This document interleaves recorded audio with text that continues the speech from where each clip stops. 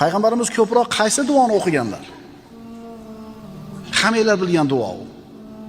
Robbana atina fid dunya hasana va fil oxirati hasana va qina azabannar. Hamma yaxshilik shuning ichida. Parvardigoro bizlarga bu dunyoda ham yaxshilikni ber, oxiratda ham yaxshilikni ber va bizni jahannam azobidan qutqar. Nima kirmayapti mashina ichiga? Qaysi yaxshilik kirmayapti buning ichiga?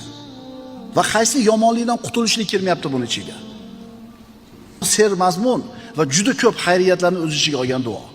Robbana atina fid dunya hasana va fil oxirati hasana va qina azabannar. Payg'ambarimiz bir kuni bir bemor kishini ziyoratiga bordilar. Haligi bemor odam og'ri urib shu jussasi kishini bo'lib ketgan, jo'jaday bo'lib qolgan.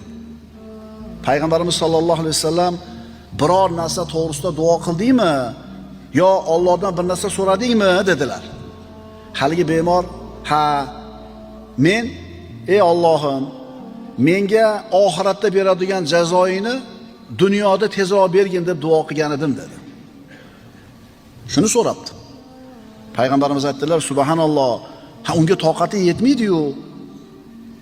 Ey Allohim, bizlarga dunyoda yaxshilikni ato qilgin, oxiratda ham yaxshilikni ato qilgin deb duo qilmabsan-da.